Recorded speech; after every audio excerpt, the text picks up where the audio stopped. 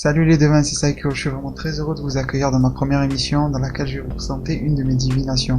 Elle porte en fait sur l'œuvre que je préfère parmi toutes, à savoir Dragon Ball, et c'est bien sûr de Dragon Ball Super dont on va parler aujourd'hui, avec pas mal de spoilers, mais si vous êtes là, c'est sûrement dans ce but. À vrai dire, ça fait environ un mois que cela m'est apparu, et à force d'analyser le présent, cela tend à se confirmer. Les récents événements m'ont même boosté à lancer ma chaîne plus rapidement avant que ma divination ne devienne réalité. Aujourd'hui, on va parler ensemble de l'identité réelle de Goku Black, avec une vision nouvelle des choses que je souhaite vous apporter. Aussi surprenant que cela puisse être, nous nous dirigeons vers un scénario dans lequel Black serait Boo parle bien de Majin Buu, mais pas vraiment de l'être rose et élastique qui nous a fait rire pendant certains épisodes. Mais vous allez comprendre au fil de cette vidéo. C'est d'ailleurs une divination que j'avais postée sur la page de certains youtubeurs francophones, sans que cela susciterait de réelles réactions, mis à part celle de Tonton Benz que je remercie au passage d'ailleurs. Allez, rentrons vite dans le vif du sujet. Pourquoi et comment Black pourrait-il être Boo? Et pourquoi cet étrange futur se dessine-t-il? Eh bien, cette divination se base sur le fait que Mirai Trunks serait en train de vivre son arc Boo à lui. Il a fait face aux deux premiers grands méchants de DBZ dans son univers et sa timeline. Mais jamais à Boo, hormis dans Dragon Ball Heroes, mais ça compte pas vraiment.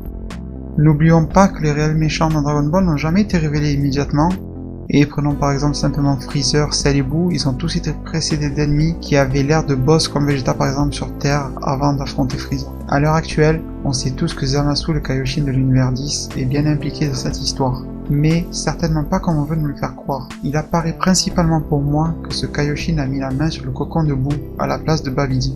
Comment? Eh bien tout simplement en aidant, entre guillemets bien sûr, Mirai Trunks dans sa timeline à vaincre Babidi et Dabra. Souvenez-vous que Trunks a reçu une aide drôlement supérieure à celle fournie par Neptune, en VF, à la Team Z, dans la saga Boo.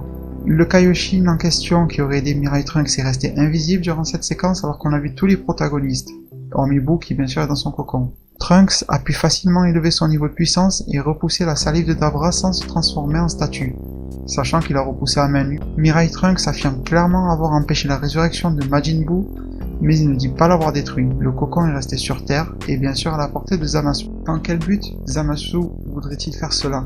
Eh bien, ce Kaioshin frustré a besoin de puissance supplémentaire pour se mettre en travers des dieux. Récupérer cette essence de Buu, le fameux cocon, se l'approprier et l'associer à Goku lui permettrait de créer un personnage réellement digne de Black. Bien que d'autres embranchements soient possibles, je vois principalement une situation dans laquelle Zamasu a intégré cette essence de Buu à lui-même, lui permettant d'en acquérir des spécificités, comme le fait d'absorber mais d'une manière bien plus développée grâce au pouvoir des Potara, par exemple ceux de son maître Kaioshin Gowasu, à qui il les aurait dérobés. Cela aurait permis à l'apprenti dieu d'absorber facilement Goku dans l'au-delà. Ça reste un exemple étant donné que le futur reste encore flou à ce niveau, notamment avec le fait que Zamasu provienne de l'univers 10, ce qui crée pas mal de difficultés à visionner les différentes branches que le futur peut nous proposer. Je voudrais aussi revenir sur l'opening, là où la plupart se posent des questions sur Zamasu qui tombe avec le regard vide comme une perte d'âme. Sur cette scène, je préfère observer le Zamasu en fond qui pose sa main sur une sorte d'œuf que j'associe très directement au cocon de Buu à un état primaire, la fameuse essence dont je vous parlais. Il faut vraiment avouer que les capacités au combat de Black ressemblent étrangement à un mix de ces trois personnages, à savoir le corps qui est familier aux techniques de Goku, la maîtrise d'un Kamehameha violet un peu comme Buu le faisait, et l'aura qui ressemble à un mélange entre celle de Buu et de Zamasu.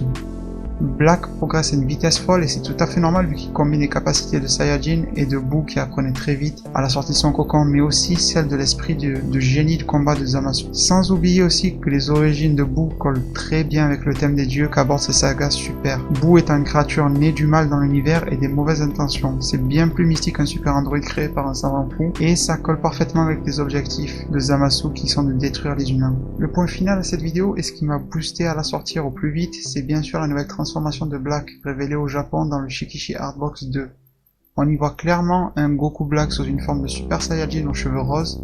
Je ne sais pas vraiment si on peut qualifier cette transformation de Super Saiyajin Pink, mais aussi ridicule que cette transformation puisse être, elle est un choix supplémentaire dans les multiples embranchements du futur, menant vers un Black issu de l'essence de Buu. Maintenant vous savez tout sur ma première divination, merci à tous vraiment pour le précieux temps que vous m'avez accordé, prenez soin de votre futur, n'oubliez pas de vous abonner, de laisser un like d'encouragement et ainsi que de venir débattre et laisser vos avis dans la zone commentaire. A plus pour de prochaines divinations.